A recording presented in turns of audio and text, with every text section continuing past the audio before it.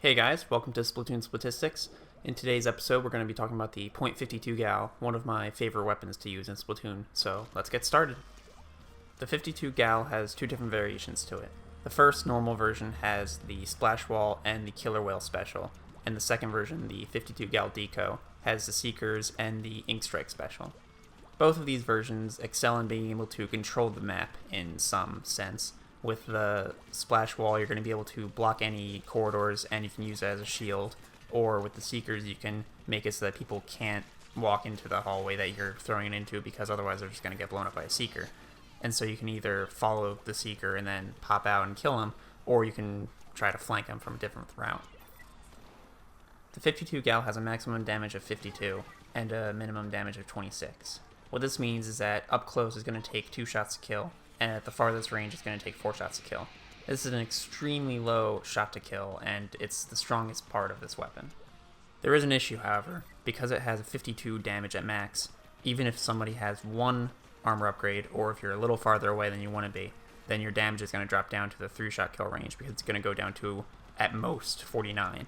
So if I were to suggest anything, I would probably suggest 1, maybe 1 and a few sub damage upgrades, because that'll assure you can kill anybody with armor upgrades, or, more importantly, you'll be able to kill somebody over their range. The maximum inking range of the 52 gal is about 3.9 meters, almost 4 meters, which is pretty high for the weapon, especially since it's kind of a medium range weapon to begin with. The maximum damage range for your 52 shots to kill is going to be about 2.4 meters, and that's going to drop off until 2.9 meters, where any farther than that, and you're just not going to be able to hit with any shots. The 52 gal has an ink efficiency of about 14 seconds of continuous fire rate, which, to be honest, isn't that good considering it's such a slow firing weapon. You're going to feel like you're not getting enough shots at times, but to be honest, it's not a weapon suited for covering an area, so you don't really need the continuous fire as much as you just need to be able to kill somebody. My overall impression of the weapon is that it's very good. I think the weapon is mediocre in turf wars because it doesn't cover a lot of area, and while the sub-weapons are good, they don't really help with turf wars, but with Splat Zones, I believe the weapon really shines. The damage, of course, is very good, so you can kill people very fast if you're good with the weapon, but the sub-weapons is where it really shines because the Splash Wall blocks enemy shots, and so you can protect yourself, you can protect your teammates, or you can prevent the enemy from coming through one of their hallways, or you can block their shots from hitting the Splat Zone. So there's a lot of uses for the Splash Wall, and the Killer Whale helps to prevent them from getting into an area. You can throw it at the Splat Zone so that they're forced out, or you can kill them. And the 52 gal Deco has the Seekers, so you can throw that into a Splat Zone and hopefully kill them, or at least push them away. And the Ink Strike is, of course, very good because you can prevent them from going into a certain area while the Ink Strike is going off.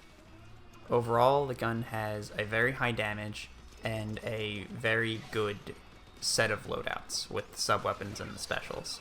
The bad qualities, which I wouldn't really call bad as much as it's just balanced, would be its movement speed is very low and its ink efficiency is kind of low.